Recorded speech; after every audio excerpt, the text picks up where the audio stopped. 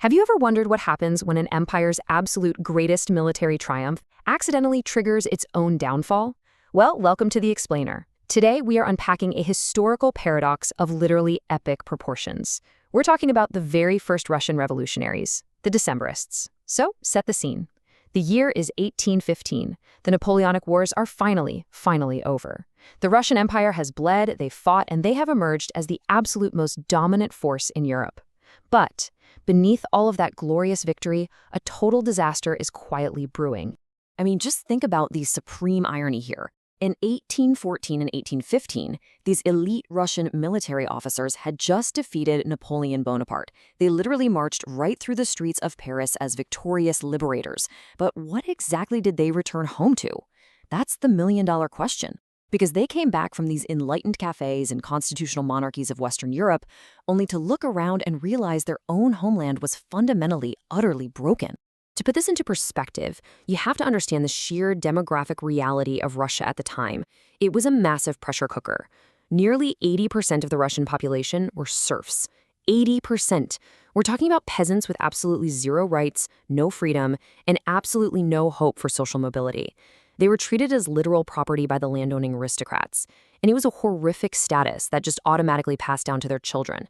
So you have these victorious heroes of Europe coming home to an autocratic empire that essentially enslaved its own people.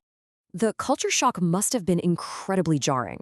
Over in Europe, these officers saw countries where years of war and revolution had completely swept away serfdom. They saw actual monarchs who granted constitutions, who limited their own power, and who actually respected the rule of law. But then you look at Russia, and it's complete unchecked autocracy. You've got a single emperor ruling with absolutely no checks on his power, no free speech, no political opposition, no fair trials, none of it. And, once these young, idealistic officers got a taste of that European freedom, it was completely impossible for them to just unsee the glaring injustice sitting right in their own backyards. Which brings us to Section 1, Illusions of Reform and Disappointment. So, let's look at the timeline of young Tsar Alexander I, because it's a fascinating, if a little tragic, flip-flop. Back in 1801, he takes the throne at just 23 years old. And get this, he actually hates autocracy. He even writes to his tutor that absolute power basically does everything wrong. Fast forward a bit to 1803, and he starts letting landlords free their serfs. By 1808, his top advisor is actually drafting a Russian constitution. Naturally, the officers are absolutely thrilled. But then Napoleon invades, and the sheer trauma of that war completely fractures Alexander's mindset. He pivots, and I mean pivots hard, into this intense religious zealotry. Suddenly, he decides that liberal reforms are an intolerable danger to Holy Russia. So by 1815, any Russian officer returning from Europe hoping for those modern reforms they'd been teased with, well, they were in for a really rude awakening. Alexander I was about to deliver a profound, ultimate betrayal. The irony here is just so bitter. Alexander I actually goes ahead and grants a shiny new liberal constitution to his newly conquered Polish subjects. He adds King of Poland to his fancy list of titles and even gives them a working parliament. But what about the loyal Russians? The ones who literally burned down their own capital and bled to defeat Napoleon? Absolutely nothing. They got an empty promise 3 years later that a Russian constitution might eventually happen. Spoiler alert, it was a complete mirage. That leads us right into Section 2, Birth of Russian Secret Societies and Arakcheyev's Madness. Since the Tsar had pretty much completely abandoned them, these idealistic young officers realized pretty quickly that they had to take matters into their own hands. And to make things so much worse, the Tsar handed the day-to-day running of the entire empire to General Alexei Arakcheyev. This guy was ruthless, he was violent, and he was unbelievably blunt. His entire philosophy was quite literally, you don't get things done by speaking softly in French.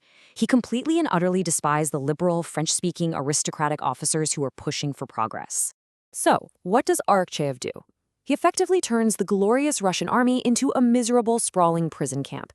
He invented these absolutely horrific military settlements, where soldiers and serfs were essentially forced to live together under this crushing, highly regimented discipline. Think about it. The literal heroes who defeated Napoleon were now being subjected to endless, mind-numbing parades. And if an officer actually tried to stand up for his men, instantly dismissed, gone. This kind of tyrannical behavior sparked immense resentment across the ranks, eventually culminating in the 1820 mutiny of the elite Semyonovsky Regiment. Arakcheyev was actively, systematically alienating the absolute core of the military. Moving on to Section 3, Constitutions and Plots in the Dark. To avoid discovery by Arakcheyev's goons, these furious revolutionaries retreated to the shadows and basically split into two main camps. Up in St. Petersburg, you had the Northern Society, led by Nikita Muravyov. They were the moderates of the bunch. They wanted a constitutional monarchy with proper checks and balances, though they still wanted voting to be limited to property owners. But down in Ukraine, that's where you had the Southern Society, led by the brilliant Pavel Pestel, and they had far more radical goals. We're talking completely eliminating the Tsar, establishing a full Russian republic, freeing the serfs, and implementing universal male voting. But the North didn't actually stay moderate for very long. Enter Kondraty Rylyev. He was a 27-year-old veteran and this incredibly passionate poet who openly mocked the regime. He brought this intense emotional fire to the whole movement. He famously wrote, "All fear, tyrant, for evil and treachery your offspring will condemn you." Wow. Ryliev's fierce anti-monarchy stance essentially pulled the Northern Society right toward demanding a republic, too. In those smoky, late-night underground meetings, the polite toasts for reform very quickly shifted to demanding the outright death of the Tsar. So, through a network of secret correspondence, Pavel Pestel and Rylyev ended up forging a terrifyingly ambitious conspiracy. The Grand Master Plan was set. They found out Tsar Alexander would be reviewing troops down in Ukraine the following spring, so Pestel's radical group would assassinate the Tsar right there, while Ryliev's Northern Society would launch a massive, simultaneous military coup up in St. Petersburg to establish the new republic. They circled the date on the calendar, March 12, 1826. This was it, a totally do-or-die mission. Which brings us to our final chapter, Section 4, Sudden Death and an Empty Throne. Just as their master plan was perfectly locked in, history decides to throw a massive empire-sized curveball. In the winter of 1825, Tsar Alexander is traveling in southern Russia and he just dies, suddenly, of typhus at the age of 47. The shockwaves hit the Russian Empire like an absolute earthquake. And for the Decembrists, their carefully planned, meticulously timed spring revolution is entirely immediately upended. Here's the catch. The Tsar died without a legitimate heir. So by law, the crown is supposed to automatically go to his younger brother, Grand Duke Constantine. But there is a huge, glaring problem with that. Constantine, who is stationed over in Warsaw, is absolutely terrified of the Russian throne. I mean, his father was assassinated, so his darkly comedic reaction to becoming emperor was literally, and I quote, "I will be strangled just as my father was strangled." He wanted absolutely zero part of the job. None. So absolute panic follows. It's a total mess. Step 1, the military and the politicians in St. Petersburg, completely out of the loop, go ahead and swear loyalty to Constantine anyway. Step 2, a secret will is suddenly uncovered, naming the even younger brother, Nicholas, as the true heir.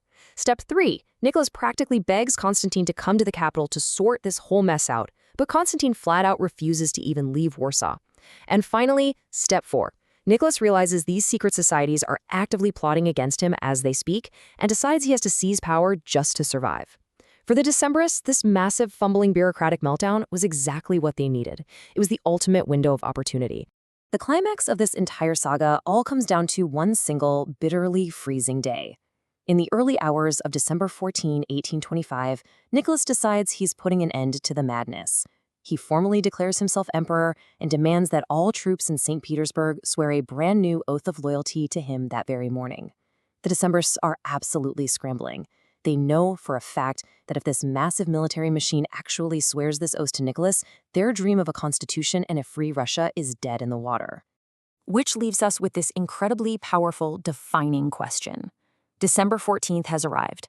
It is the ultimate do-or-die moment. Will these secret societies successfully hijack this once-in-a-lifetime succession crisis, launch their daring coup, and fundamentally rewrite Russian history? Or will the freezing streets of St. Petersburg run red with their blood? That is the incredible cliffhanger of the Decembrists. It's a story of immense privilege, intense radicalization, and the perilous fight for freedom against absolute power. Thank you so much for joining me for this explainer, and definitely keep exploring to see exactly how this dramatic day unfolds.